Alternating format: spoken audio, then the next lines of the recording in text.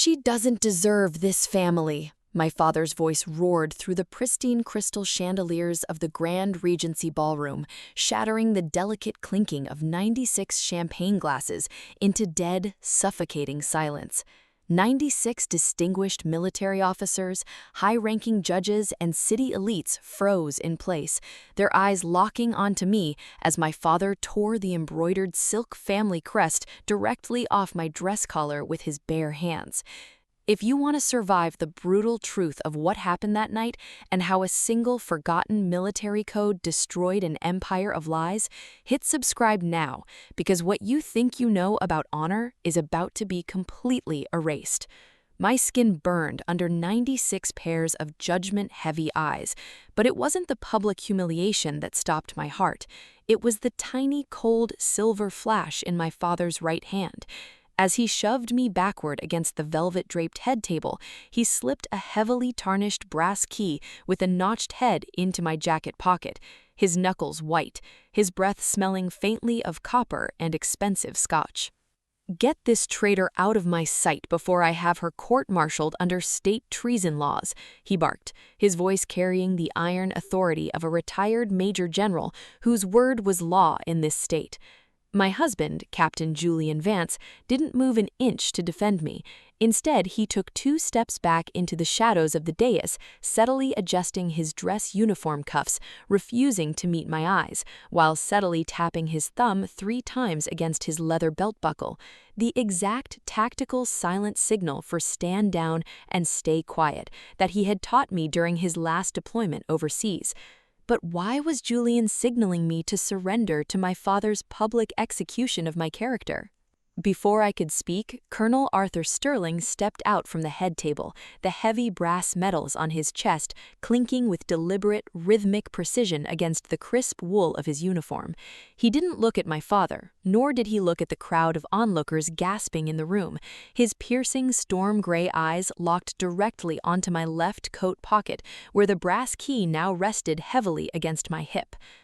"General Vance, you are making a grave mistake," Colonel Sterling said, his voice quiet, raspy, and dangerously steady, carrying an authority that instantly muted the rising murmurs in the ballroom.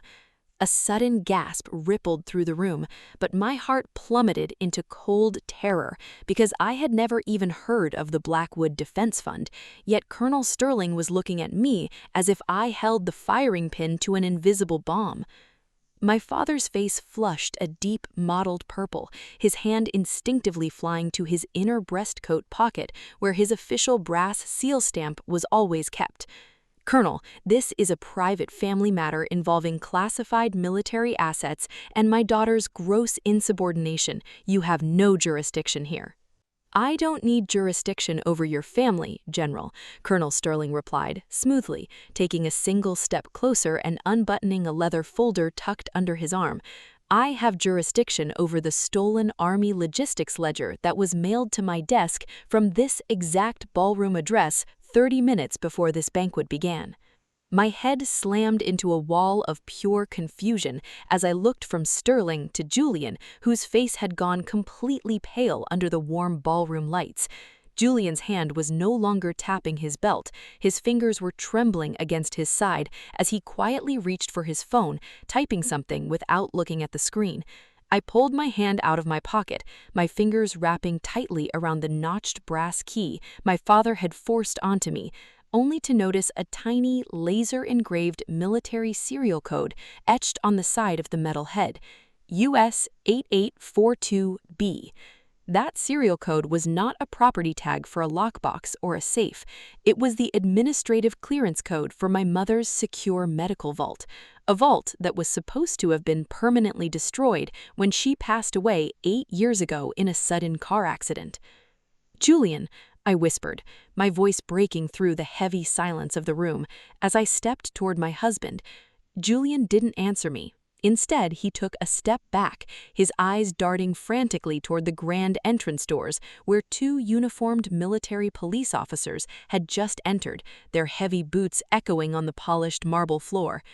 "Clara, please, just stop talking," Julian muttered, his voice trembling with an emotion that felt less like protection and more like sheer, unadulterated panic.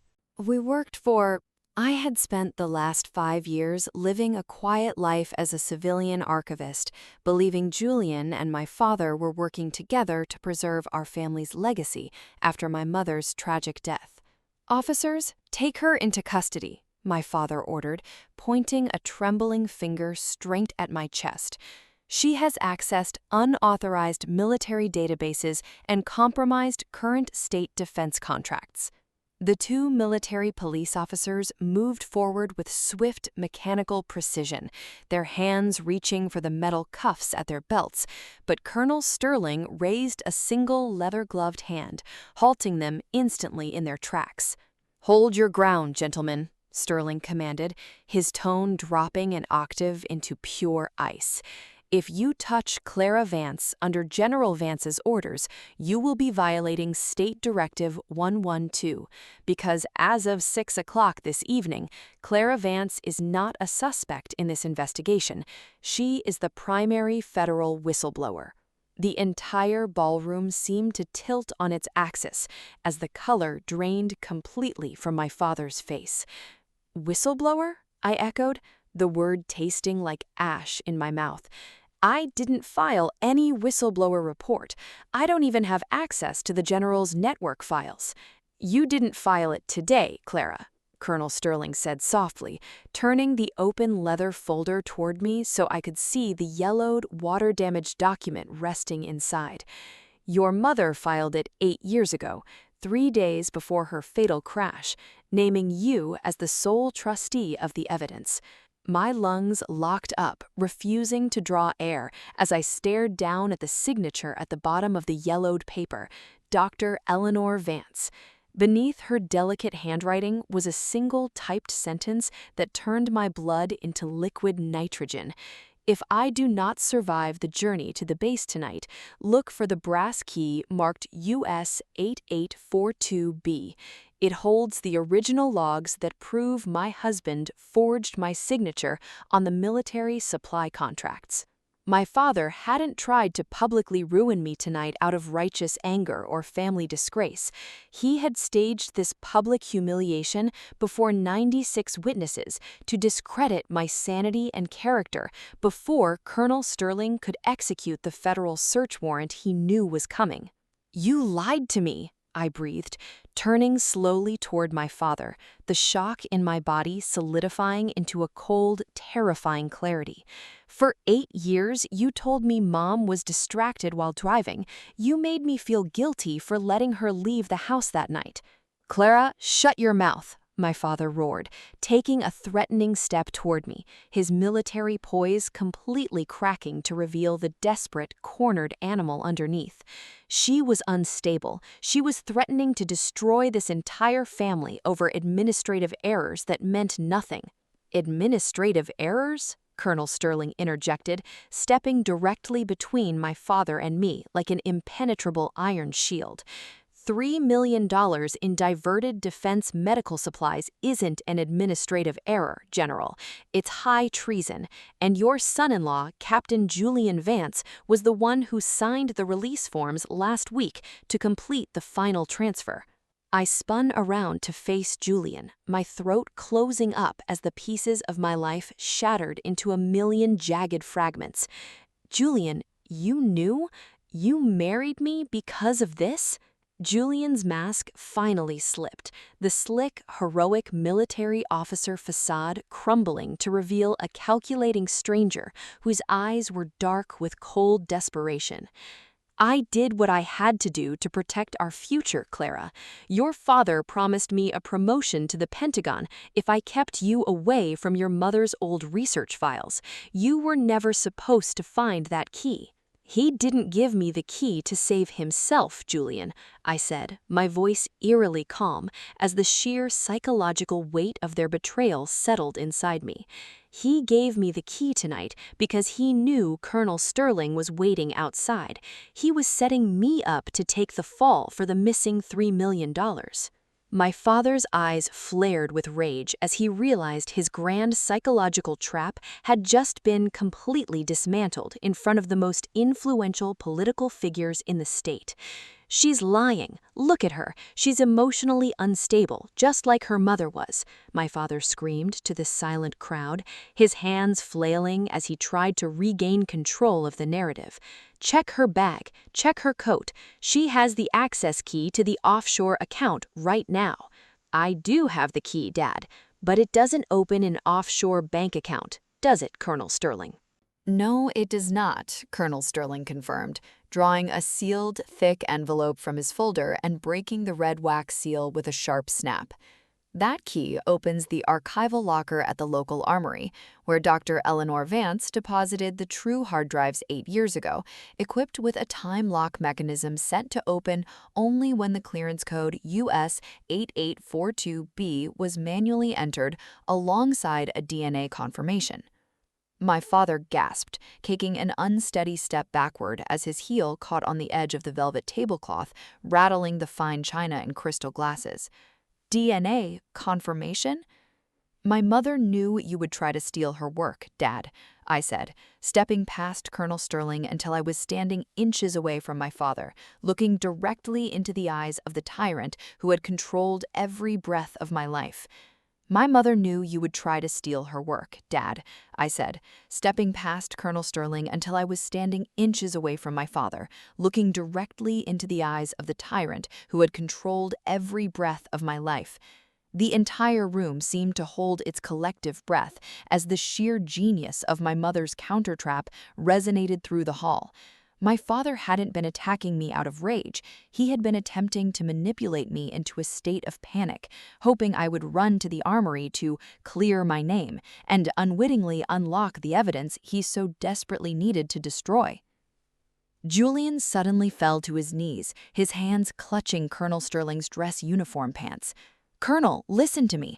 I was coerced. General Vance threatened to ruin my military career if I didn't help him transfer those documents. I have the text messages. I can give you everything." "Save your breath, Captain Vance," Colonel Sterling said with cold disdain, pulling his leg back from Julian's grasp as if he were touching toxic waste. "Your phone was mirrored by federal intelligence 20 minutes ago when you tried to erase the encrypted backup logs while standing on that dais." Julian froze, staring at his phone in absolute horror as the realization hit him. His own frantic panic had been the exact trigger that sealed his fate. "Officers," Colonel Sterling barked, his voice slicing through the heavy, suffocating silence of the ballroom like a razor. "Arrest General Richard Vance and Captain Julian Vance for grand larceny, treason, and conspiracy to obstruct federal justice." As the heavy steel handcuffs clicked loudly around my father's wrists, he glared at me with a burning, vicious hatred. "You destroyed this family, Clara. You threw away everything I built for you." "You didn't build anything for me, Dad," I replied, my voice steady, deep, and utterly devoid of the fear that had ruled my life for 28 years. "You built a cage out of lies, and Mom left me the key." The 2 military police officers dragged my father and husband out through the grand double doors of the ballroom, their heavy boots echoing into the distance until the sound was swallowed by the night air outside.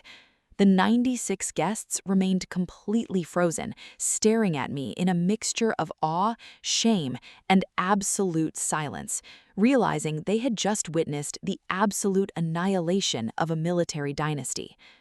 Colonel Sterling turned to me, offering a quiet, respectful nod as he held out his hand to receive the brass key. "Your mother was a brilliant woman, Clara. She knew this day would come, and she trusted that when the time was right, you would have the courage to stand your ground." I placed the cold brass key into his hand, feeling an invisible, crushing weight lift off my chest for the first time in my life. "She didn't just give me a key, Colonel," I said, looking out at the glittering, empty hall with a calm, quiet confidence. "She gave me my freedom." True justice isn't about revenge or destruction. It is the inevitable consequence of truth catching up to those who believe they are above it. When the structures built on deception finally crumble, the only thing left standing is the strength you discovered within yourself while the storm was raging around you.